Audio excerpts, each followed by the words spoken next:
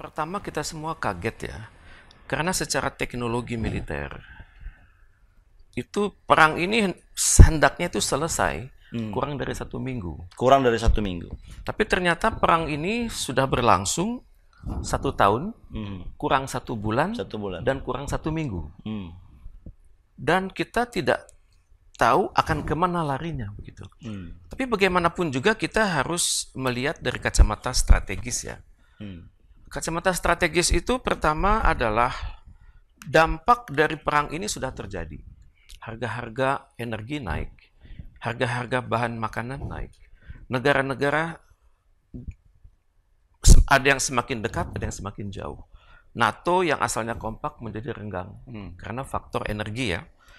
Dan teori itu mengatakan dalam kondisi seperti ini, yang mungkin terjadi itu adalah rise and fall. Negara itu bisa naik dan bisa tumbang. Antara lain karena salah urus, salah pembangunan, dan salah menempatkan diri dalam rivalitas antar bangsa. Dan itu yang pertama kalau kita lihat dari luar ya. Kemudian di luar juga kita melihat bahwa dalam kondisi seperti ini, yang terjadi adalah Lebensraum. Bahwa negara itu sadar, pergerakan antar negara itu kadang-kadang saling nyenggol batas-batas wilayah, sehingga membuat negara itu harus memperluas diri. Memperluas diri bisa secara fakta, geografis, atau bisa memperluas diri secara pengaruh, sphere of influence. Dalam kondisi serba membingungkan ini, yang terjadi adalah pola yang aneh. Cooperation di satu sisi, kerjasama, konflik di sisi yang lain. Ternyata tidak sepenuhnya begini. Terjadi suatu pola di tengah-tengah. Cooperation ya, konflik juga iya. Ini persis yang dilakukan oleh Jerman, oleh Inggris terhadap Ukraina. Satu sisi dukung, pada saat yang sama mengatakan saya tidak ikutan, tapi ternyata diam-diam mendukung. Jadi polanya adalah cooperation and conflict. Itu di luar. Bagaimana jawabannya kita ke dalam kan? Jawaban ke dalam itu sebenarnya ada 2 jawaban. Pertama kita ngikutin cara Sun Tzu. Cara Sun Tzu adalah dalam bukunya The Art of War adalah kenali dirimu, kenali lawan. Lawan itu ya semua di luar kita itu lawan gitu. Kalau kita bisa mengenali diri kita seutuhnya, ini apa yang kita mau, apa yang kita butuh, dan apa yang akan kita usahakan.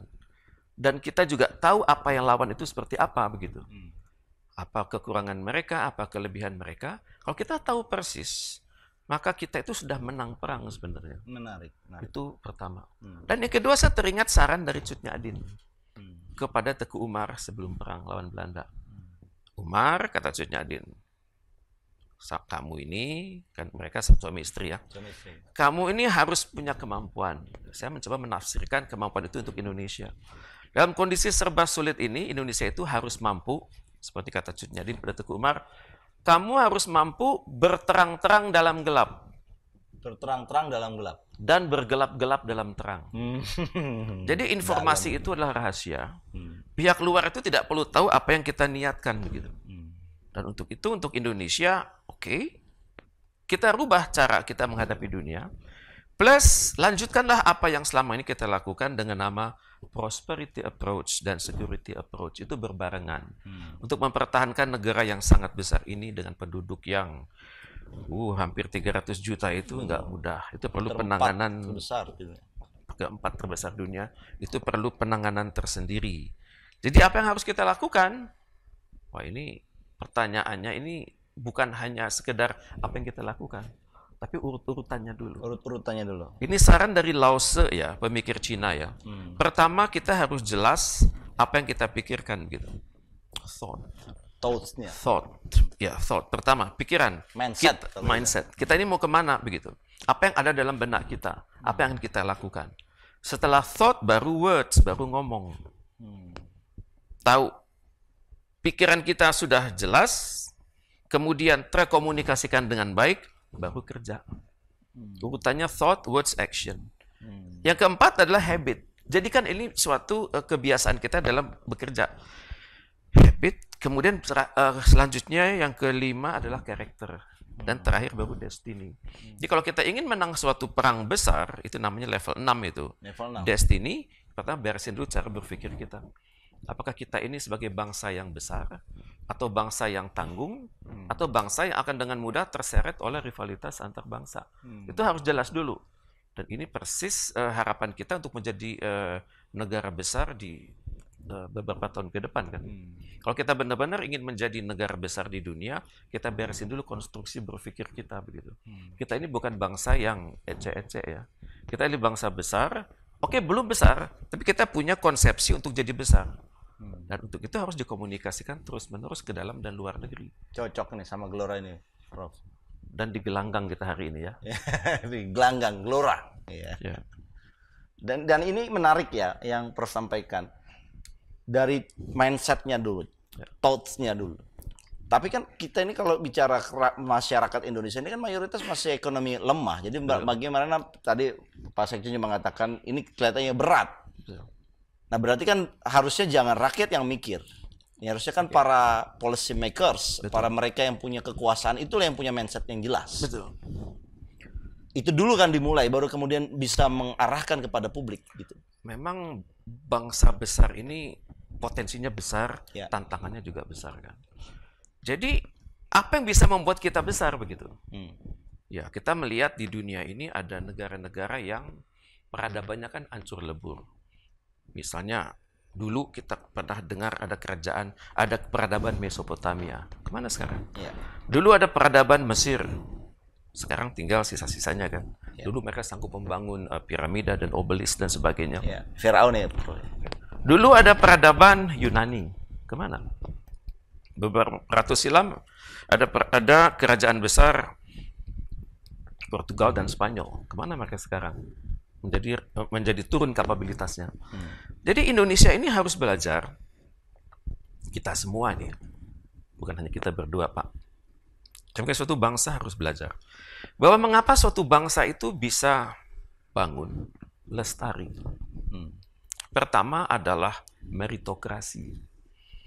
Memilih pemimpin itu harus benar, Pak. Ini teorinya ada. Dari seorang pakar dari Singapura, namanya Profesor Kishore Mahbubani. Ya. Bukunya berjudul Can Asians Think? Bangsa Asia itu bisa mikir atau enggak gitu. Kalau kita ingin maju seperti bangsa-bangsa besar di dunia, pertama itu beresin meritokrasi. Memilih pemimpin itu harus jelas juntrungannya. Harus jelas prosesnya, harus jelas KPI-nya, Key Performance Indicator, dan harus jelas proses penjenjangannya gitu. Pendidikan, pelatihan, sosialisasi, kemudian promosi ke samping, promosi ke atas, dan juga seleksi terus-menerus. Ibarat orang naik ke puncak gunung, itu meritokrasi. Di semua lini. Ya. Dan yang kedua itu adalah education, pendidikan. Pendidikan itu harus berorientasi masa depan. Kita hendaknya mempersiapkan manusia Indonesia itu untuk menjadi pelaku aktif di dalam dan luar negeri ya 5 tahun ke depan. Ya idealnya sih 100 tahun dari kemerdekaan, jadi tahun 2045. Kita harus punya desain begitu. Jadi untuk itu, sistem pendidikan itu harus didesain untuk itu. Kita harus berbicara bukan hanya ilmu-ilmu yang ada saat ini. Kita harus bisa menjangkau ilmu-ilmu masa depan, dan untuk itu dilakukan suatu proses pendidikan yang terus-menerus. Dan pendidikan itu konsisten. Dasar, menengah, atas ya. Dan di tengah-tengah itu ada proses namanya vocation. Pendidikan vocation itu harus konsisten. Jadi yang kita lahirkan bukan hanya insan-insan pendidikan yang bekerja, tapi juga insan-insan yang bisa mikir begitu. Iya. Memikirnya untuk keunggulan negerinya sendiri. Satu, meritokrasi. Kedua, education. Ketiga, science and technology. Ini iptek ini jangan main-main. Kita hendaknya menjadi bangsa yang bisa bukan hanya sekedar merekayasa, tapi bangsa yang bisa oke lah beli teknologi asing, Baik. tapi dikuasai dan dikembangkan dan diaplikasikan untuk industri, untuk ekonomi, dan untuk pendidikan, untuk kesehatan. Baik. Itu baru nomor 3. Yang keempat adalah budaya damai. Yakni kita ini mbok ya akur begitu. Akur itu bukan hanya untuk mencegah pertikaian, tapi kita akur dalam mengelola perbedaan sehari-hari. Dan untuk itu kan kita banyak petatah petitih kan. Namanya local wisdom. Ya hendaknya kita kelola dengan baik. Jadi misalnya dari Akang dari Kuningan punya local wisdom. Saya dari Bandung punya local wisdom. Saya dari Aceh punya local wisdom. Jadi sosialisasikan ke dalam negeri lewat wujud paket-paket pendidikan. Kalau misalnya Pancasila ingin disosialisasikan, ya gunakanlah paket-paket local wisdom yang sudah ada. Betul. Ini yang sejalan dengan Gelora juga, isu Gitu ya? pembelahan Oke. masyarakat itu harusnya dihentikan. Dan kita menyongsong dengan tantangan ke depan. Ini waktunya kita berbenah diri, di mana krisis itu kan adalah tantangan buat kita untuk melompat. Lanjut lagi. Selanjutnya adalah market ekonomi. Kita ini harus jualan. Tadi pembicara pertama Kang Faisal mengatakan GDP kita turun, kemudian ekspor kita turun, kemudian tenaga kerja Indonesia dalam jumlah besar terancam PHK kan, kasihan kan? Iya. Ya, bagaimana jawabannya begitu? Jawabannya adalah secara teori namanya market ekonomi. Kita harus punya kemampuan memasarkan produk kita ke luar negeri. Jadi untuk itu kita harus punya kemampuan belajar studi wilayah. Dan juga kapan menjualnya, dengan harga kapan, dan kita juga hendaknya memahami syarat-syarat perdagangan internasional. Dan juga syarat-syarat hak asasi manusia dalam perdagangan internasional. Jangan sampai nanti kita jual murah, kalau sudah berdasarkan analisis comparative advantage dan competitive advantage yang baik, dengan penetrasi pasar yang bagus, dengan market intelligence yang bagus, atau dianggap Anda melakukan dumping gitu. Itu nomor 5. Nomor 5. Baik. Nomor 6 adalah pragmatism. Kita harus belajar untuk untuk memahami masalah itu ke inti persoalannya.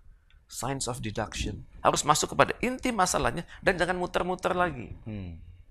Dan yang terakhir itu namanya adalah rule of law. Rule of law itu penegakan hukum itu harus benar-benar. Jangan setengah-setengah, harus tegas. Jadi apapun putusan pengadilan itu harus diikuti. Siapapun yang bersalah itu ya hendaknya diproses secara hukum. Jadi rumusannya itu. Jadi kita jangan main-main dengan hukum, jangan main-main dengan pendidikan, jangan main-main dengan memasarkan produk Indonesia, jangan main-main dengan meritokrasi, cari orang itu harus benar. Dan juga jangan main-main dengan kita jangan nganggap enteng adanya konflik-konflik dalam masyarakat. Itu hendaknya diselesaikan sejak dini sebelum terbawa kepada kepolisian dan pengadilan. Jadi dengan demikian kita itu ya aman begitu dalam negeri, tenang. Kita tahu bahwa ada praktek-praktek terbaik juga untuk menyelesaikan sengketa di level masyarakat sebelum sengketa itu meledak. Jadi tidak mudah mengelola negara ini. Tapi untuk itu kan perlu terus-menerus. Kita kan di Jawa Barat ada pepatah, kan? Cikaracak ninggang batu, laun-laun jadi legok. Jadi hal-hal yang positif itu hendak diterapkan terus-menerus, disosialisasikan terus-menerus.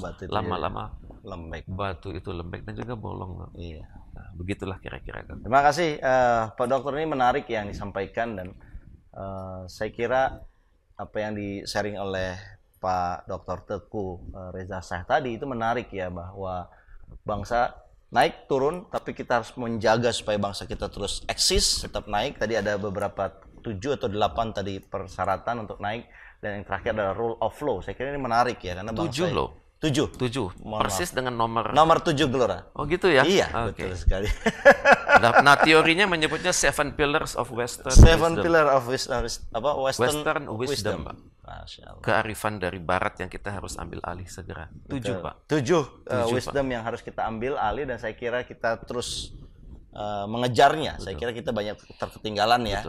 Meritokrasi kita tertinggal, menyelesaikan konflik kita tertinggal. Rule of law kadang-kadang jadi tanda kutip, bukan rule of law yang di atas, tapi keuangan yang maha kuasa, begitu kan? Itu kan bisa membeli apapun kalau.